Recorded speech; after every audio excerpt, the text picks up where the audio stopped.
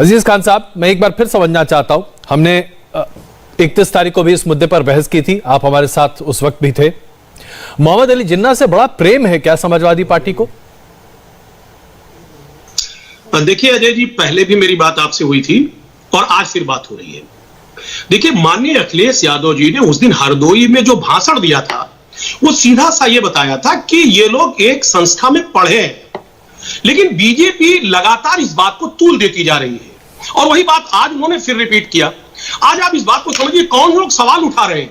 ये वही हिंदू महासभा के लोग हैं जो मुस्लिम लीग से मिल करके जिन्होंने बंगाल में सरकार बनाई थी, और श्यामा प्रसाद मुखर्जी जो उसके डिप्टी सीएम थे, वो सवाल वो उठा रहे हैं। सवाल उठा कौन रहा? सवाल इस बात को देखें आप, वो सवाल उठा रहे हैं कि जो कहते थे हिंदू और मुस्लिम के एम्बेसडर हैं यूनिटी के, कौन?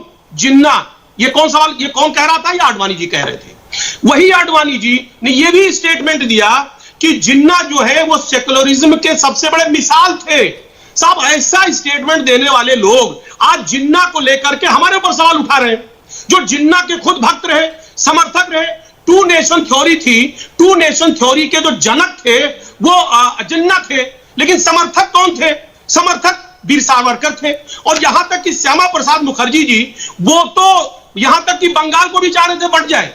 तो ऐसे लोग जो समर्थक जिन्ना के रहे हो, वो आज जिन्ना की दुहाई दे रहे हैं। अजीज साहब, इससे पहले कि मनीष जी आपसे सवाल पूछे, मैं एक चीज क्लैरिफाई करना चाहता हूं। नहीं, सुनिए ना अजीज भाई, एक चीज मैं क्लैरिफाई करना चाहता हूं आपसे। मैंने उस दिन भी इस बात पर जोर दिया था, आज दोबारा दे रहा हूं। अखिलेश जी का यह बयान जो है, सरदार वल्लभ भाई पटेल, महात्मा गांधी, पंडित नेहरू और मोहम्मद अली जिन्ना ने एक ही संस्थान में पढ़ाई की और बैरिस्टर बने और उन्होंने आजादी दिलाई। मेरी आपत्ति सिर्फ इस शब्द पर है, आजादी दिलाई। जिन्ना ने हिंदुस्तान को आजादी दिलाई। क्या अखिलेश जी ये मानते हैं? क्या आप ये मानते हैं अजीज साहब? अजय जी, देखिए अजय जी देखिए, उन्होंने जो स्टेटमेंट दिया था वो प्रोग्राम किसका था?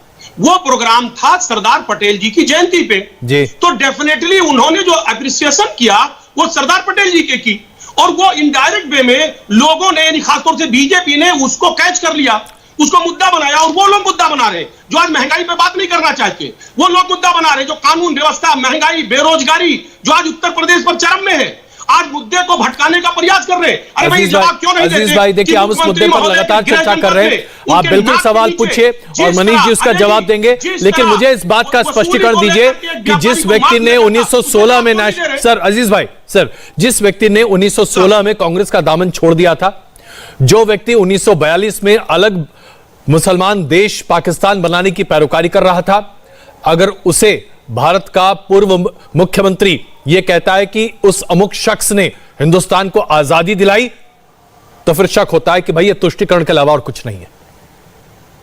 देखिए अजय जी, फिर मैं वही कह रहा हूं, उन्होंने, माननीय अखिलेश यादव जी ने ऐसी कोई बात नहीं कही, केवल उसको बीजेपी इनडायरेक्ट वे में हवा दे रही है और ये जानती है उसका फायदा है, क्योंकि उसे पता है कि आज महंगाई पर बताने के लिए उसके पास कुछ नहीं है, बेरोजगारी पर बताने के लिए कुछ नहीं है, कानून व्यवस्था ऐसी है कि किसानों को, निहत्थे किसानों को कुचला जा रहा है, महंगाई चरम पर है, गैस के दाम देखिए आप, पेट्रोल के दाम देखिए, जिस तरीके से हाइप पे है, जवाब देने के बजाय वो जिन्ना को ले आई। अरे भाई, जिन्ना को तो वही हाइप दे रही। अलीगढ़ मुस्लिम यूनिवर्सिटी में एक तस्वीर का मामला था, शासन सत्ता 7 साल से है, एक तस्वीर तो उतरवा नहीं पाई, एक तस्वीर मनीष शुक्ला जी, आप